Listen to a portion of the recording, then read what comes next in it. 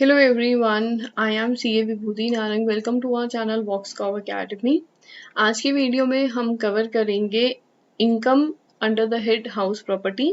Income under the head salary in detail मैंने इससे पहले वाली वीडियोस में कवर कर दिया है 3 पार्ट्स में. आज जो हम डिस्कशन करेंगे वो पूरा का पूरा हाउस प्रॉपर्टी के ऊपर रहेगा. सबसे पहले आज की वीडियो के कंटेंट्स क्या हैं या क्या क्या टॉपिक्स हम कवर करेंगे. सबसे पहले हम हाउस प्रॉपर्टी का मीनिंग समझेंगे. कौन सी कंडीशंस हैं जो होनी जरूरी है हाउस प्रॉपर्टी की इनकम अवेल करने के लिए, यानी कि इनकम जो है इस हेड में जनरेट हो. कुछ डाउट्स जो जनरेट होते हैं या मन में आते हैं हाउस प्रॉपर्टी को लेके वो कॉम्प्यूटेशन करेंगे. हम सीखेंगे लेट आउट प्रॉपर्टी है या सेल्फ ऑक्यूपाइड प्रॉपर्टी है. तो यहाँ पे मैं ऑलमोस्ट इन ब्रीफ सारा हाउस प्रॉपर्टी डिस्कस करूंगी थोड़े टाइम पीरियड में, बट इन डिटेल टेक्निकलिटीज जो है वो सब कवर नहीं होंगी कोई भी एग्जामिनेशन पॉइंट ऑफ व्यू से, राइट. तो ये एक बेसिक कंसेप्चुअल वीडियो रहेगी. सबसे पहली चीज, हाउस प्रॉपर्टी है क्या. हाउस प्रॉपर्टी ना तब आप ले सकते हो इनकम उस हेड के अंदर जब आपको कोई रेंटल इनकम आ रही है. किससे? एक प्रॉपर्टी से. अब प्रॉपर्टी क्या हो सकती है? कोई भी बिल्डिंग या उससे जुड़ी हुई land, that is land appurtenant thereto, of which the taxpayer is owner is charged under the head house property. कुछ 3 कंडीशंस इसी में दिख जाएंगी. अभी आगे डिस्कशन करेंगे कंडीशंस के ऊपर. पहली बात है वो एक रेंटल इनकम होनी चाहिए. सेकेंडली वो एक प्रॉपर्टी होनी चाहिए जो कि या तो बिल्डिंग हो या लैंड हो या उसके साथ जुड़ी हुई लैंड हो. उसके अलावा ओनर जो है, मतलब जिस असेसी जो पर्सन टैक्स पेयर इसके अंदर इनकम लेने वाला है वो उस प्रॉपर्टी का लीगल ओनर होना चाहिए. तो अगर ये कंडीशन सेटिस्फाई होती है तो हम इनकम जो है अपनी टैक्स कर सकते हैं under the head house property. Land और लैंड अपेरेंट, बिल्डिंग और लैंड अपेरेंट देयर टू का मतलब, लेट सपोज कोई बिल्डिंग है या घर है, अब उसके साथ कोई लैंड है जो कि उसका गार्डन है या उसका इनसेपरेबल पार्ट है, तो वो इनकम भी जो है वो लैंड अपेरेंट देयर टू की income under that house property आएगी. और रेंट जो है उसका क्यूमुलेटिव बेसिस पे ही चार्ज होता है. तो ये एग्जांपल के थ्रू मैंने थोड़ा सा समझाना चाहा था इसको.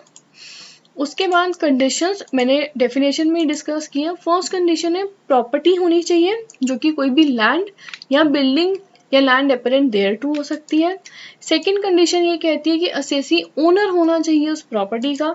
थर्ड कंडीशन ये कहती है कि प्रॉपर्टी जो है बिजनेस प्रोफेशन के लिए हेल्ड नहीं होनी चाहिए. नहीं होनी चाहिए से मतलब अगर उस प्रॉपर्टी में आप कोई बिजनेस प्रोफेशन कर रहे हो, अगर वो प्रॉपर्टी आप ओन करते हो और उसके अंदर कोई बिजनेस प्रोफेशन हो रहा है तो वो हाउस प्रॉपर्टी इनकम नहीं होती है. वहाँ से जो भी इनकम जनरेट होती है वो इसके बाद जो नेक्स्ट हेड हम सीखेंगे income under the head profit and gains from business and profession में कवर की जाएगी. In short income from PGBP भी बोला जाता है. अब जो हमें समझना है कुछ डाउट्स जो आते हैं इस प्रॉपर्टी इनकम को लेके. सबसे पहली बात, रेंटल इनकम का ट्रीटमेंट कैसे होगा. Rental income from subletting. अब सबलेटिंग क्या होता है? सबलेटिंग मतलब आप लैंडलॉर्ड है, ओनर है, आपने एक टेनेंट को लेट किया प्रॉपर्टी, उस टेनेंट ने आगे किसी और थर्ड पार्टी को सबलेट कर दी है, तो वो income under the head house property में चार्ज नहीं होगी. वो या तो पीजीपीपी में चली जाएगी या फिर अदर सोर्सेज में चली जाएगी. जो रेजिडुअल हेड ऑफ इनकम रहता है लास्ट वाला, income under the head other sources या इनकम फ्रॉम अदर सोर्सेज, तो उसके अंदर जो है ये इनकम जो आपकी चार्ज हो सकती है, राइट. सेकेंड डाउट जो है वो ये है, अगर आपकी रेंटल इनकम आ रही है शॉप से, मतलब आपने प्रॉपर्टी या बिल्डिंग ओन की है और वो जो इनकम है वहाँ पे एक शॉप रन होती है, तो कौन से हेड में वो आएगी. तो इसके ऊपर क्लियरली बोला गया है कि ये जो शॉप है वो एक बिल्डिंग का पार्ट है और इसकी इनकम जो है हाउस प्रॉपर्टी के अंदर ही हम टैक्स करेंगे और वो एक रेंटल इनकम मानी जाएगी. थर्ड डाउट जो हमारे पास आता है कि कॉम्पोजिट रेंट का ट्रीटमेंट कैसे होगा. कॉम्पोजिट रेंट कैसे होता है कि अगर सैलरी में परक्यूसिट्स में आपने देखा होगा फर्निश्ड अनफर्निश्ड आरएफए की डिस्कशन हुआ था, यानी कि रेंट फ्री एकोमोडेशन का. तो अगर कोई अनफर्निश्ड आरएफए होता था तो वो सिर्फ और सिर्फ वो हाउस या वो उस घर में बाकी सारा सामान लेके उनको जाना होता था, जबकि अगर अनफर्निश्ड होता था तो अनफर्निश्ड के साथ आपको बेसिक एमिनिटीज वगैरह भी दी जाती थी. तो अगर आप रेंट पे कर रहा है टेनेंट और उसके साथ साथ ओनर ने कोई और एसेट, हो सकता है उसने एसीज प्रोवाइड प्रोवाइड किए हों, फ्रिज प्रोवाइड किए हों, इलेक्ट्रिकल इक्विपमेंट्स हो, या फिर कोई गैस कनेक्शन है, इलेक्ट्रिसिटी कनेक्शन है, तो वो उसका एक कॉम्पोजिट रेंट अगर वो आपसे ले रहे हैं तो उसका ट्रीटमेंट कैसे होगा। इसमें भी फर्दर दो केसेस हो जाते हैं। एक केस ये कहता है कि ये जो कॉम्पोजिट रेंट है वो इनसेपरेबल है। इनसेपरेबल मतलब आप ये नहीं डिफाइन कर पाते कि अगर मान लो 40,000 का रेंट है तो इसमें से लैंड एंड बिल्डिंग से रिलेटेड कितना है और बाकी के जो एसेट या सर्विसेज दिए वो कितना है। अगर वो इनसेपरेबल है तो वो पीजीपीपी या अदर सोर्सेज में जाएगा। अगर वो सेपरेबल है यानी कि हम डिफाइन कर सकते हैं कि 40,000 में से 25,000 हम एकोमोडेशन का या बिल्डिंग का लैंड का ले रहे हैं, 15,000 जो हम बाकी की सर्विसेज दे रहे हैं उसका ले रहे हैं, तो उस केस में जो बिल्डिंग का या लैंड का रेंट आता है वो income under the head house property रहता है, और जो बाकी के एसेट्स या सर्विसेज का आता है वो income under the head other sources में जाता है। राइट। थर्ड डाउट जो हमारे पास आता है वो है, नेक्स्ट डाउट जो हमारे पास है वो है कि कितनी प्रॉपर्टी सेल्फ ऑक्यूपाइड रह सकती है। देखो जो प्रॉपर्टी होती है ना, या तो आप उसको खुद यूज कर सकते हो, सेल्फ ऑक्यूपाई कर सकते हो। सेल्फ ऑक्यूपाइड का मतलब जो ओनर है वो उसी प्रॉपर्टी के अंदर रह रहा है और उसको अपने रेजिडेंशियल यूज के लिए यूज कर रहा है। सेकेंड ऑप्शन ये है कि उस प्रॉपर्टी को आप लेट आउट कर दो। बट ऐसे कैसे हो सकता है कि कोई भी प्रॉपर्टी कई बार लोग लेट आउट नहीं करते और 7-8 प्रॉपर्टीज हो जाती हैं, तो उस केस में असेसमेंट ईयर 19-20 तक कहा जाता था कि सिर्फ एक हाउस प्रॉपर्टी जो है वो सेल्फ ऑक्यूपाइड डीम करी जाएगी, बाकी सारी deemed house property under let out मतलब डीम्ड लेट आउट ट्रीट की जाएंगी, और उनके ऊपर नॉर्मली रेंटल इनकम निकाल के जो भी उसका फेयर रेंट चल रहा होगा उस टाइम पे उस हिसाब से उसकी जो भी ग्रॉस एनुअल वैल्यू की कैलकुलेशन है वो करके वो रेंट हम डीम करेंगे, और सिर्फ एक प्रॉपर्टी आपकी सेल्फ ऑक्यूपाइड रहेगी जिसमें आप रह सकते हो। असेसमेंट ईयर 20-21 ऑनवर्ड्स कैसा हुआ कि अभी आज के टाइम पे कैसा होता है कि कई लोगों के पेरेंट्स एक घर में रह रहे होते हैं और ड्यू टू जॉब वो लोग एक और प्लेस पे रह रहे होते हैं, तो इस सिचुएशन को देखे क्योंकि जॉब की वजह से लोग मूव ऑन करते हैं विद इन अ स्टेट या डिफरेंट स्टेट्स, तो वो 2 हाउस प्रॉपर्टी रख लेते हैं। एक में वो खुद रह रहे होते हैं और एक में उनके पेरेंट्स या कोई भी XYZ फैमिली मेंबर्स रह रहे होते हैं। तो उस केस में अब इन्होंने क्या किया है कि 2 हाउस प्रॉपर्टीज को डीम करवा दिया एज सेल्फ ऑक्यूपाइड। राइट। तो असेसमेंट ईयर 20-21 से 2 हाउस प्रॉपर्टीज आपकी सेल्फ ऑक्यूपाइड हो सकती हैं। अब हम सीखेंगे कि इनकी कैलकुलेशन कैसे होगी, हम कॉम्प्यूटेशन कैसे करेंगे। कॉम्प्यूटेशन कुछ इस तरीके से है, आपको निकालनी है gross annual value. Gross annual value अभी आने वाले टॉपिक में एक्सप्लेनेशन 1 में मैं इन डिटेल समझाऊंगी कि ये कैसे कंप्यूट की जाती है। उसमें से आप डिडक्ट करेंगे म्युनिसिपल टैक्सेस। म्युनिसिपल टैक्सेस कौन से डिडक्ट होंगे और कौन से नहीं वो भी हम एक्सप्लेनेशन 2 में सीखेंगे। इसमें ग्रॉस एनुअल वैल्यू में से म्युनिसिपल टैक्सेस को आप माइनस कर दोगे तो आ जाएगा net annual value. Net annual value में जैसे कि सैलरी के अंदर डिडक्शंस होती थी 3, यहाँ पे 2 डिडक्शंस है। एक डिडक्शन है 24A की, वो है 30% ऑफ नेट एसेट वैल्यू। अब ये 30% क्या है, ये एक डीम्ड डिडक्शन है। वो नोशनल डिडक्शन मान के चलते हैं कि एक साल में 30% तक के आपके रिपेयर एंड मेंटेनेंस के खर्चे उस प्रॉपर्टी पे हुए होंगे। राइट। तो आपकी जो भी वैल्यू है 30% एक फिक्स्ड अमाउंट है, इससे बियॉन्ड आप नहीं ले सकते और इससे कम भी नहीं लोगे। तो ये नोशनल डीम 30% रिपेयर मेंटेनेंस के लिए आपको फिक्स्ड अमाउंट जो है वो मिलेगा, एक तरीके की स्टैंडर्ड डिडक्शन है जो आपको लेनी है। 24B में अगर आपने उस प्रॉपर्टी के अगेंस्ट कोई लोन लिया है और उस पर आप चुका रहे हो इंटरेस्ट, तो वो इंटरेस्ट ऑन लोन का डिडक्शन आपको मिलेगा, बट उसमें भी कुछ स्पेसिफाइड लिमिट्स हैं जो हम एक्सप्लेनेशन 3 में सीखेंगे। ये है अगर आपने प्रॉपर्टी लेट आउट की है या deem to be let out है। राइट। अगर आपकी प्रॉपर्टी है सेल्फ ऑक्यूपाइड, अब आप खुद ही रह रहे हो उसमें, तो आपकी कोई भी ग्रॉस एनुअल वैल्यू नहीं है, उसमें से कोई भी म्युनिसिपल टैक्सेस का आपको डिडक्शन नहीं मिलेगा। आपकी नेट एनुअल वैल्यू में कोई भी 30% नहीं होगी क्योंकि 0 का 30% विल बी 0, और आपका जो इंटरेस्ट ऑन लोन है जो भी हम एक्सप्लेनेशन नंबर 3 में सीखेंगे, वो इंटरेस्ट ऑन लोन का आपको यहाँ पे डिडक्शन मिल जाएगा और आपका इनडायरेक्टली एक loss under the head house property आ जाएगा। राइट। ये 2 फॉर्मेट थे। अब तीनों एक्सप्लेनेशन सीखेंगे आराम से। फर्स्ट एक्सप्लेनेशन जो है वो है ग्रॉस एनुअल वैल्यू के ऊपर। इसके लिए 4 टर्म्स आपको समझनी जरूरी है। फर्स्ट टर्म ये है एक्चुअल रेंट। एक्चुअल रेंट बहुत ही सिंपल, जो आप रिसीव कर रहे हो या रिसीव करोगे। रिसीव्ड और रिसीवेबल, जो भी आपने टेनेंट से रिसीव करना है या रिसीवेबल है उसके एंड से, वो आपका एक्चुअल रेंट है। म्युनिसिपल वैल्यू, जो भी उस एरिया की म्युनिसिपल अथॉरिटीज उसकी म्युनिसिपल वैल्यू कंप्यूट करेंगी उस प्रॉपर्टी की, वो आपका वो वाला रेंट रहेगा। फेयर रेंट, फेयर रेंट वो रेंट होता है कि आज की डेट में ये प्रॉपर्टी मार्केट में अगर रेंट के लिए लेके जाए तो कितना रेंट ये फेच कर पाएगी। तो ओपन वैल्यू, जो भी सिमिलर लोकेलिटी में आज की डेट में क्या उसका फेयर रेंट मार्केट में चल रहा है, वो वैल्यू। लास्ट है स्टैंडर्ड रेंट। स्टैंडर्ड रेंट वो रेंट है जो रेंट कंट्रोल एक्ट के थ्रू फिक्स किया गया है। तो हम इन 4 टर्म्स पे खेलेंगे और हमारा आ जाएगा ग्रॉस एनुअल वैल्यू।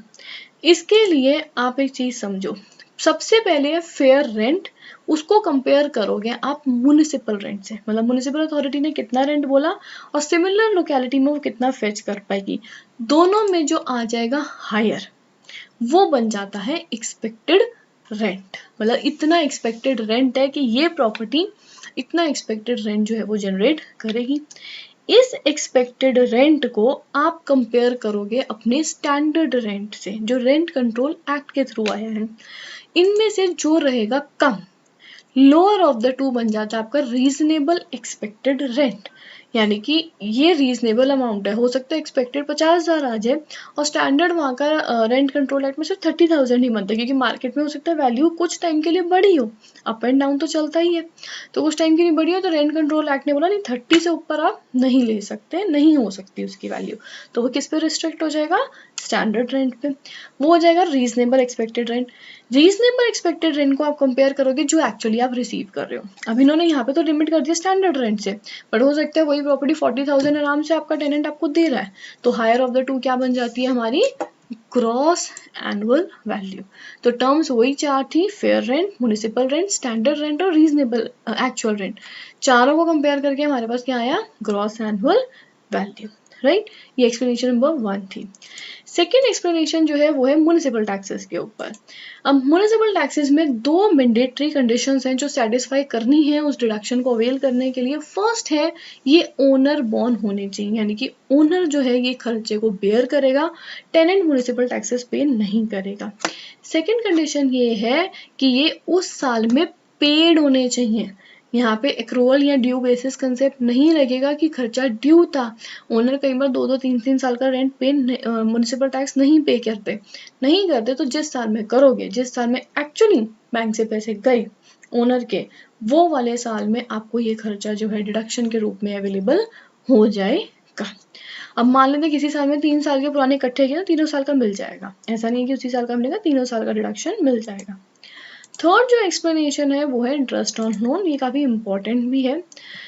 सबसे पहली बात, इंटरेस्ट ऑन लोन अगर आपकी प्रॉपर्टी है लेट आउट, इसमें तो कोई दिक्कत नहीं है, जितना मर्जी इंटरेस्ट ऑन लोन हो, कोई लिमिट नहीं है, डिडक्शन आपको फुल अमाउंट की मिल जाएगी।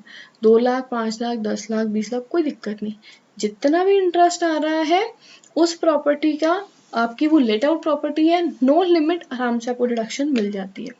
अगर बात करिए प्रॉपर्टी है सेल्फ ऑक्यूपाइड, सेल्फ ऑक्यूपाइड में आप 2 टाइप के लोन ले सकते हो, या तो उस प्रॉपर्टी को एक्वायर करने के लिए या उस प्रॉपर्टी पे कोई और खर्चे रिपेयर मेंटेनेंस के लिए। रिपेयर मेंटेनेंस के केस में लोन जो है 30,000 तक की डिडक्शन ही आपको अलाउड है, उससे ज़्यादा डिडक्शन अलाउड नहीं है। बट अगर आपने वो प्रॉपर्टी एक्वायर करने के लिए ली है तो कुछ 4 कंडीशंस आपको सेटिस्फाई करनी है। पहली कंडीशन ये है कि वो प्रॉपर्टी एक्वायर होनी चाहिए 1 अप्रैल 1999 के बाद, राइट। 1 अप्रैल 1999 के बाद का प्रॉपर्टी एक्विजिशन होना चाहिए। कंस्ट्रक्शन जो है लेने के 5 साल के अंदर कंप्लीट हो जाना चाहिए। लोन जो है आपने बनाने के लिए या खरीदने के लिए, इन्हीं 2 चीज़ों के अलावा किसी और चीज़ के लिए नहीं लिया है, और आपने सर्टिफिकेट रिसीव किया है इस इंटरेस्ट रिलेटेड बैंक से, तो आपको मैक्सिमम डिडक्शन 2 लाख रुपए की मिल सकती है। ये लिमिट पहले 1.5 लाख थी, इंक्रीज करके इसको 2 लाख किया है।